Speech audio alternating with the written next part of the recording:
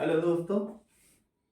तो आज हम लोग एक नए टॉपिक के साथ फिर से शुरुआत करते हैं। कल हम लोगों ने देखा था thermometric property and types of thermometer. ठीक है, तो उतना अगर आप रिकॉल करते रहेंगे, रिवीजन करते रहेंगे तो उससे ज्यादा क्वेश्चन आते नहीं है। ठीक है, और आज हम लोग पढ़ेंगे हीट ट्रांसफर या इसी को कहते हैं हीट फ्लो। देखिए, हम यहाँ हीट भी लिख सकते हैं, आप हीट भी लिख सकते हैं, लेकिन ऐसे हीट का कोई सेंस नहीं होता है। ठीक है, जब भी हीट की बात करें तो इसका मतलब हीट ट्रांसफर हो रहा होगा, वो भी हम लोग देखते हैं कैसे हो रहा होगा। ठीक है, तो इसमें जो हम लोग पढ़ेंगे वो कई इंपॉर्टेंट टॉपिक हैं जो कि हम लोग हाई स्कूल से 9th 8th 9 10th से पढ़ते हुए आए हैं। वो सब बेसिक टॉपिक हैं, उनको पढ़ना बहुत जरूरी है। तो हम लोग जो टॉपिक कवर करेंगे इसमें वो है heat transfer,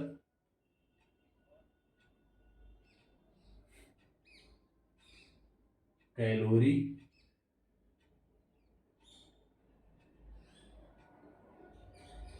phase change,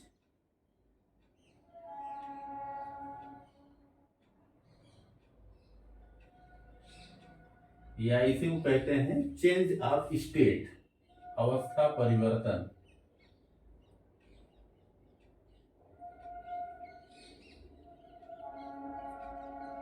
tension न लीजिएगा, एक एक करके पढ़ेंगे आराम से, एकदम क्लियर हो जाएगा। फेज चेंज या change of state, specific heat, जिसे हम लोग विशिष्ट ऊष्मा कहते हैं।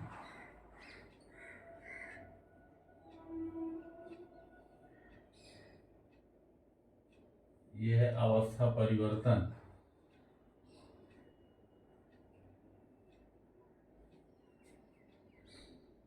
और प्रिंसिपल ऑफ कैलोरीमेट्री,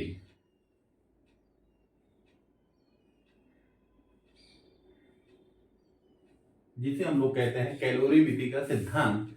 इसमें देखिए सबको याद भी होगा, ली गई उष्मा बराबर दी गई उष्मा। ठीक है, तो यही हम लोग पढ़ेंगे। कुल मिलाकर ये छोटे छोटे टॉपिक हैं, ये बहुत ही इंपॉर्टेंट है। यहाँ पर हम लोग पढ़ेंगे boiling point, freezing point, melting point, vaporisation, condensation, तो सब ठीक है। और लेटेंट हीट की, अच्छा हाँ, यहाँ लेटेंट हीट की भी बात आएगी, ये लिख लीजिए कहीं, लेटेंट हीट, गुप्त उष्मा।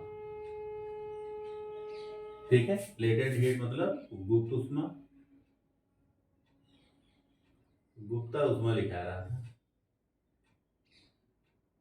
गुप्ता उष्मा नहीं होता, गुप्त उष्मा होती है। ठीक है, गुप्त उष्मा। तो हम लोग शुरू करते हैं सबसे पहले डिफिनीशन से कि हीट ट्रांसफर की डिफिनीशन क्या लिखेंगे, समझने की कोशिश करते हैं। एक किताबों में लिखा है डिफिनीशन, बढ़िया से आप पढ़ लीजिएगा। हम लोग यहाँ पर देखते हैं। ठीक है, तो यहाँ पर हम लोग दो पदार्थ लेते हैं, दो सिस्टम, दो बॉडी, दो पदार्थ, कुछ भी लीजिए। कहने का मतलब ये है, हमने लिया एक ये और दूसरा ये, इसको कहें हम पदार्थ ए, और इसको हमने कहा पदार्थ बी। सब्सटेंस ए, सब्सटेंस बी, बॉडी ए, बॉडी बी, जो भी कहना है आप कर लीजिए, कोई दिक्कत नहीं है।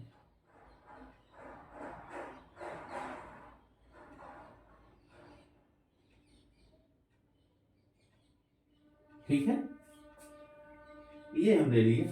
मान लीजिए इसका टेम्परेचर T1 है और इसका टेम्परेचर T2। अभी हम न्यूमेरिकल वैल्यू के बारे में नहीं बात करते हैं। ठीक है, कि इसका तापमान कितने डिग्री सेंटीग्रेड है, इसका तापमान कितने डिग्री सेंटीग्रेड। मान लिया T1 और T2 है, और यहाँ कंडीशन है कि T1 greater than T2।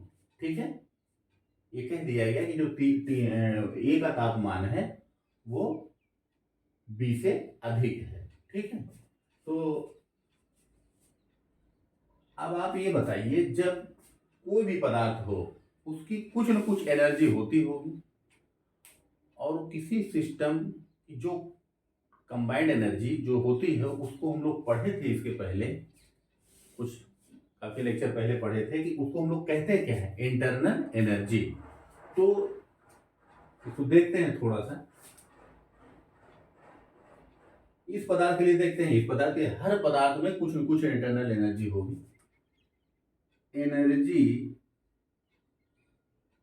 Due to molecular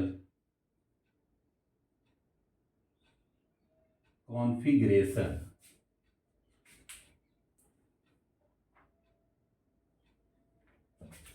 energy due to molecular configuration मतलब उसकी आणविक संरचना के आधार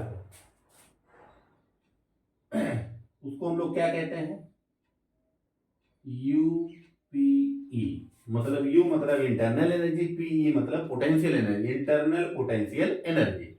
मॉलिक्यूलर कॉन्फ़िगरेशन के कारण हो गया UPE, energy due to molecular motion, जो आणविक गति के कारण एनर्जी होगी उसको हम लोग क्या कहते हैं, यू काइनेटिक एनर्जी। ठीक है, ये 2 पॉइंट हम लोग, इसका मतलब कि जो इस पदार्थ की इंटरनल एनर्जी होगी यू बराबर you kinetic energy plus you potential energy के बराबर होगी। उसी प्रकार इस पदार्थ की भी होगी।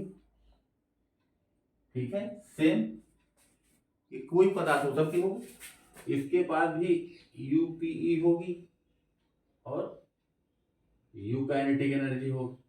मतलब यू बराबर you kinetic energy plus you potential energy इसके लिए भी होगा। ठीक है, तो अब कहा गया कि जो दोनों बॉडी का जो टेम्परेचर है वो अलग अलग है। अगर सेम टेम्परेचर पर रख दिया जाए फिर कोई मतलब नहीं है।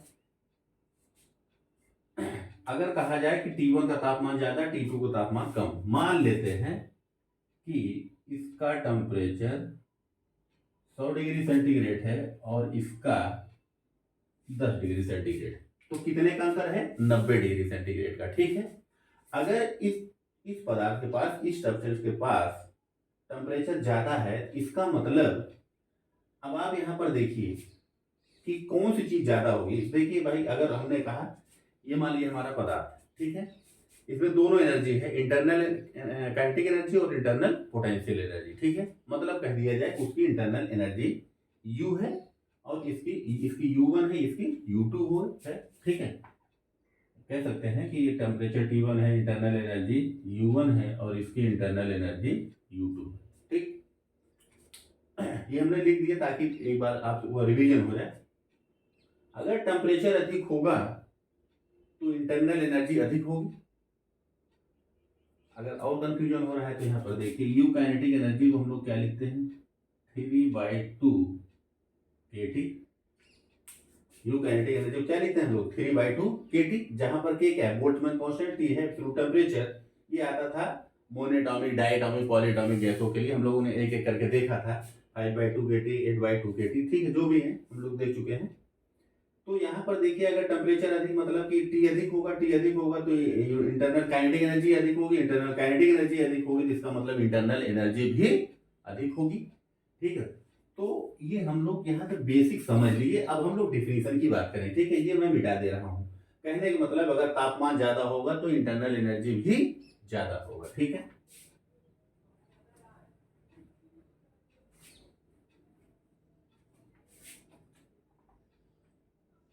ये U1 और U2, T1 ज्यादा है, T2 कम है, तो यहाँ से इसका मतलब कि U1 और U2 भी, U1 जो ज्यादा होगा किससे, U2 से। ठीक, तो ये रहा। अब आप बताइए, जैसे ही ये बॉडी और ये बॉडी एक दूसरे के पास लाया जाए, जब एक दूसरे के पास लाएंगे तो इसका तापमान अधिक है, इसका कम है, तो यहां से एनर्जी ट्रांसफर स्टार्ट होगा। एनर्जी ट्रांसफर कौन सी एनर्जी का ट्रांसफर होगा? Internal energy.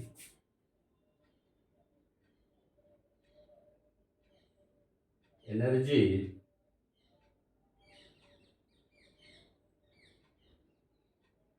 एनर्जी ट्रांसफर होगा, क्यों? Due to temperature difference.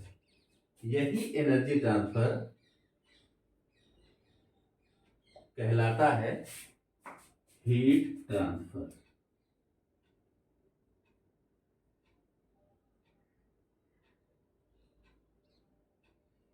क्या कहलाता है? Heat transfer. तो इसका मतलब कि अगर हीट ट्रांसफर की डिफिनेशन लिखेंगे तो उसमें हमको ये देखेंगे कि जो भी हीट ट्रांसफर हो रहा होगा, इसका मतलब कि वो किस चीज का ट्रांसफर होगा? एनर्जी ट्रांसफर हो रहा होगा, और वो कौन सी एनर्जी होगी? Internal energy. ठीक है, तो अब आप यहाँ पर एक चीज और देख लेते हैं। मैंने कहा एक सब्सटेंस इधर है, एक इधर है, एक इधर, और ऐसे रख दिए। तो आप एक चीज ये बताइए, अभी हम ये सब चीज लिखेंगे, आपको समझ में आ जाएगा हमने ये तीन और क्यों बना दिया है। मान लीजिए इसका तापमान 5 डिग्री सेंटीग्रेड है, इसका 15 डिग्री सेंटीग्रेड है, इसका 50 डिग्री सेंटीग्रेड है। तो इसके अगल बगल इस पदार्थ एक के चारों तरफ अलग अलग पदार्थ रखे गए हैं। अलग अलग पदार्थ हो या एक ही पदार्थ हो, लेकिन टेम्परेचर सबका क्या है? अलग अलग है। टेम्परेचर अलग अलग है, तो सभी की तरफ हीट ट्रांसफर होगा कि नहीं होगा? जैसे ये सब पास में आएंगे तो कुछ हीट इधर जाएगा, कुछ हीट इधर जाएगा, कुछ हीट इधर जाएगा, मतलब कुछ एनर्जी इधर ट्रांसफर होगी, कुछ इधर, कुछ इधर। मतलब कहने का ये है कि जो हीट है वो चारों दिशाओं में, मतलब किसी भी डायरेक्शन में फ्लो कर सकती है। इसका मतलब हुआ कि हीट ट्रांसफर क्या वेक्टर क्वांटिटी है या स्केलर क्वांटिटी? सदिश राशि है या अदिश राशि? ये कैसे राशि होगी? अदिश राशि होगी, स्केलर क्वांटिटी होगी, क्योंकि कोई डायरेक्शन इसका फिक्स नहीं होता, किसी भी डायरेक्शन में हीट फ्लो कर सकता है। ठीक है, तो ये रहा आपका कुछ बेसिक चीजें। अब हम लोग डिफिनेशन लिखते हैं। डिफिनेशन समझ लेंगे, लिख लेंगे कि नहीं लिख लेंगे? ए से बी की जब एक पास पास ले आएंगे तो एनर्जी ट्रांसफर होगा। कौन सी एनर्जी? इंटरनल एनर्जी का ट्रांसफर होगा। तो इसलिए जो एनर्जी ट्रांसफर है वही हमारा कहलाता है हीट ट्रांसफर। तो डिफिनेशन लिखते हैं, तो लिख लीजिए डिफिनेशन, इसको मिटा दें।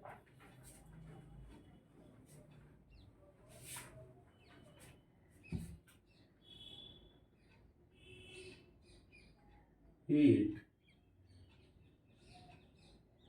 Transfer, heat transfer due to energy transfer, energy transfer due to temperature difference is known as heat transfer।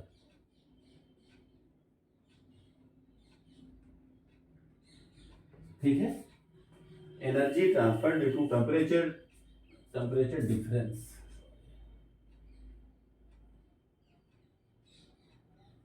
Heat energy transfer due to temperature difference is known as heat transfer. या दूसरी परिभाषा, एकदम simple परिभाषा लिखेंगे, लेकिन वो अभी हो सकता है आप समझ नहीं पाएंगे। Heat is energy in transit. अब देखिए ये चीज थोड़ा सा हाई, ये इंटर के बाद आप पढ़ाई करेंगे तो ये इंटर के बाद हम लोग को ये मिलती है। Heat is energy in transit. ठीक है, मतलब कि अब ये ट्रांजिट का मतलब क्या होगा? एनर्जी इन ट्रांजिट है। ठीक है, हीट जो है वो एनर्जी इन ट्रांजिट। ट्रांजिट का मतलब ये है एक स्थान से दूसरे स्थान तक ले जाने की प्रक्रिया को क्या कहा जाता है? ट्रांजिट कहा जाता है। ठीक है, एक स्थान से दूसरे स्थान तक ले जाने की प्रक्रिया, तो मतलब हीट क्या हुआ? एक स्थान से दूसरे स्थान तक। और यही हम लोग अभी पढ़े थे कि जो एनर्जी है एक स्थान से दूसरे स्थान पर ट्रांसफर हो रही है, वो कौन सी एनर्जी है? वो इंटरनल एनर्जी। ठीक है, तो ये रहा डिफिनेशन। तो अब इसका हम लोग हीट के बारे में कुछ लिखते हैं। छोटे छोटे पॉइंट।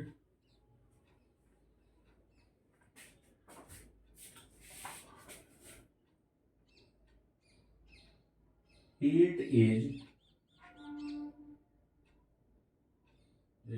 स्केलर क्वांटिटी, ठीक है, पहला पॉइंट। दूसरा है SI unit of heat is joule, practical unit, ठीक है। प्रैक्टिकल यूनिट मतलब किसको हम लोग प्रैक्टिकली किस यूनिट में ज्यादातर लिखते हैं, तो प्रैक्टिकल यूनिट इज कैलोरी या BTU। अब ये BTU क्या है, ब्रिटिश थर्मल यूनिट। देखिए हम लोग लिखते, किताबों में लिखा नहीं जाता लेकिन क्वेश्चन आ चुका है इसलिए हम लोग इसको देखेंगे, ब्रिटिश थर्मल यूनिट। तो ये छोटे छोटे पॉइंट हैं, ठीक है। तो अब हम यहाँ पर देखेंगे कि जो कैलोरी है और कैलोरी और ब्रिटिश थर्मल यूनिट के बीच में क्या रिलेशन होता है, ठीक है। कैलोरी डिफिनेशन में भी हम लोग लिखते हैं, ठीक। तो एक कैलोरी इक्वल टू 4.8 जूल, ठीक है, 4.18 जूल, और यही बराबर होता है 3.96 इंटू 10⁻³ BTU के। किसके, एक कैलोरी बराबर 4.18 जूल बराबर 3.96 इंटू 10⁻³ BTU। तो एक BTU किसके बराबर होगा, एक ब्रिटिश थर्मल यूनिट किसके बराबर होगा, एक कैलोरी बटे 3.96 इंटू 10⁻³ और यही बराबर होगा 4.18 जूल डिवाइडेड बाय 3.96 इंटू 10⁻³। ये दोनों वैल्यू कैलकुलेट आप कर सकते हैं। तो कैलोरी में आता है कितना, 252.52 कैलोरी, और यही बराबर है कितना, 105.55 जूल। ये किसके बराबर आ गया, तो आप परेशान होने की कोई जरूरत नहीं, एग्जाम में आया है, आप कैलकुलेट कर सकते हैं, ठीक है। एक ब्रिटिश थर्मल यूनिट बराबर इतने के हो जाएगा, ठीक।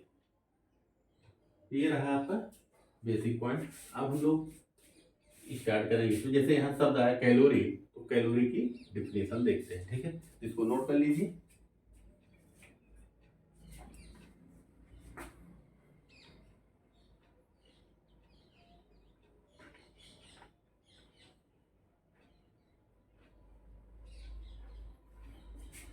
तो हेडिंग है कैलोरी।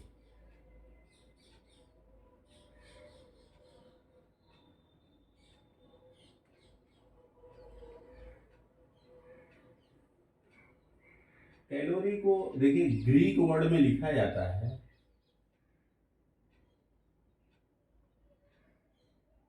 कैलोर, और इसका मतलब होता है हीट। कैलोर का मतलब होता है हीट। इसका मतलब ये जो कैलोरी है हीट से संबंधित है। एक तरीके से ये कहें कि जो हीट को मेजरमेंट करने की जो यूनिट है, हीट को मापने की इकाई है, वो क्या है, कैलोरी है।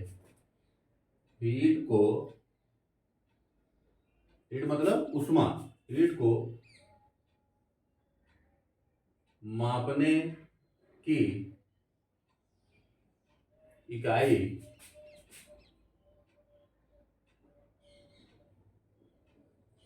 कैलोरी होती है, ठीक है।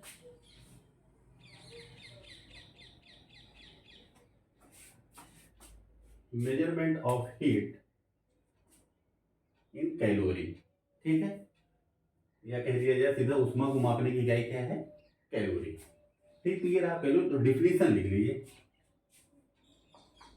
डिफिनीशन ये हिंदी में बता देते हैं कि 1 ग्राम पानी लिया जाए। ठीक है, हमने कहा कि किसी बर्तन में हमने पानी लिया जो कितना है 1 ग्राम। ठीक है, अब इसको कितनी उष्मा दी जाए कि इसका तापमान 1 डिग्री सेंटीग्रेड बढ़ जाए। ठीक है, बात समझ में आ रही नहीं आ रही? 1 ग्राम पानी लिए, उसको हीट किया जाए तो कितनी उष्मा दी जाए कि इस पानी का तापमान 1 डिग्री सेंटीग्रेड बढ़ जाए। जो उष्मा, जितनी उष्मा हम दो दे रहे हैं वही उसका क्या कहलाता है, वही कहलाता है कैलोरी। ठीक है, तो इसको लिख लीजिए, 1 ग्राम पानी का तापमान, इंग्लिश में भी लिखा देंगे,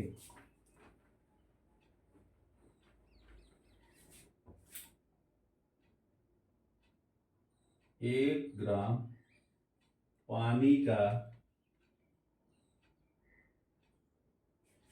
तापमान, 1 ग्राम पानी का तापमान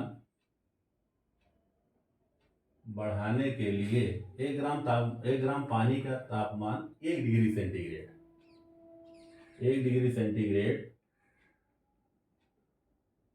बढ़ाने के लिए आवश्यक ऊष्मा को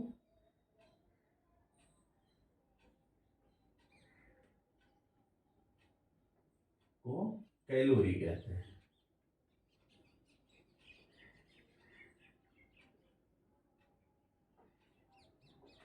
ठीक है, 1 ग्राम पानी का तापमान 1 डिग्री सेंटीग्रेड बढ़ाने के लिए आवश्यक ऊष्मा को कैलोरी कहते हैं। ठीक है, to increase the temperature 1 degree centigrade of 1 gram water is known as calorie. ठीक है,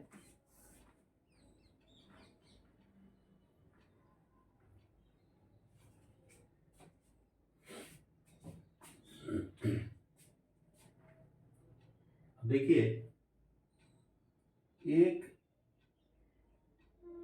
कहीं कहीं ऐसे लिखा रहेगा, अगर जो कैलोरी लिखा जा रहा है, ठीक है, कैलोरी लिख रहे हैं हम, अगर कैपिटल सी से स्टार्ट हो रहा है, जैसे यहां पर देखिए ऐसे लिखा रहेगा, ये या तो ऐसा लिखा रहेगा या तो ऐसा लिखा है, दोनों के अंतर है, दोनों में अंतर है। अगर कैपिटल सी से मतलब कि जो कैलोरी का पहला अक्षर है सी वो कैपिटल है, तो ये बताता है energy content in food product. ठीक है, जो फूड प्रोडक्ट, खाद्य पदार्थ, खाने के पदार्थ देखिए मार्केट में जो आते हैं उसमें जो कितना प्रोटीन है कितना फैट है वो लिखा रहता है उसमें, तो कि एक कैलोरी ऐसे लिखा रहेगा, तो या दूसरे रूप में लिखा रहता है, हम बता रहे हैं, मतलब कैपिटल सी मतलब ये बताता है कि फूड प्रोडक्ट में कितना एनर्जी कंटेंट है। ठीक है, और वो जूल में हम लोग निकाल लेंगे भाई। तो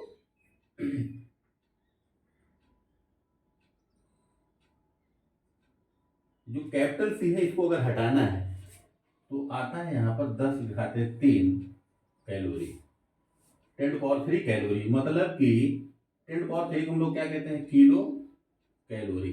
तो अब आप देखेंगे फूड प्रोडक्ट जो होंगे वो तो किलो कैलोरी लिखा रहेगा या तो कैपिटल कैलोरी लिखा है। ठीक है, कहने का मतलब ये है कि 1 कैलोरी बराबर 10 पावर 3 कैलोरी के, और अब हम लोग जानते हैं कि ये जो कैलोरी है ये जैसे किलो, तो आप लिख लीजिए 10 पावर 3 और ये जूल में कितना हो जाएगा 4.18 जूल। तो इसको भी ये भी लिख सकते हैं 4.8 किलो जूल, हो जाएगा नहीं हो जाएगा, 1 कैलोरी बराबर आपका ये इतने लिख सकते हैं। ठीक है, और अब कैलोरी क्या है, एनर्जी है, हीट है। अब आप देखिए कैलोरी के हिसाब में किस में कर लिया, जूल में, मतलब एनर्जी है। जैसे कुछ हम खाते होंगे तो कुछ कैलोरी हमको एनर्जी मिलती होगी। अगर ये थोड़ा नॉलेज के लिए लिख लीजिए, 1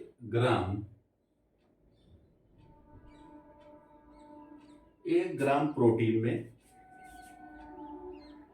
मतलब हम 1 ग्राम प्रोटीन अगर लें तो हमको कितना कैलोरी एनर्जी मिलेगी, 1 ग्राम प्रोटीन में लगभग 4 कैलोरी उष्मा मतलब 4 कैलोरी उष्मा ऊर्जा, हीट एनर्जी, उष्मा ऊर्जा मिलती है। और यहीं पर अगर हम कंज्यूम करें, खाएं 1 ग्राम फैट मतलब वसा, तो 9 कैलोरी उष्मा मिलती है।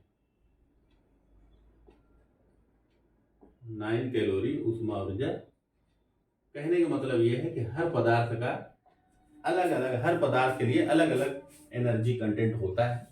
ठीक है, तो ऐसे कुछ लिख दिया, बाकी ऐसा नहीं क्वेश्चन पूछा जाता है। तो थोड़ा नॉलेज रहे कि प्रोटीन हम खा रहे हैं कितनी कैलोरी एनर्जी ले रहे हैं, फैट खा रहे हैं तो कितनी कैलोरी ले रहे हैं, तो इसलिए कहते हैं कि ज़्यादा फैट वाली चीज़ें नहीं खानी चाहिए। ठीक है, तो कुल मिलाकर के ये रहा इंट्रोडक्शन ऑफ हीट ट्रांसफर। ठीक है, हम लोग अब स्टार्ट करेंगे इसके बाद। ये क्लास हम लोग यहाँ पर सोचते हैं कि लंबा टॉपिक है, लंबे इसमें कई क्लासेस करेंगे तब हम लोग याद करके फिनिश हो पाएगा।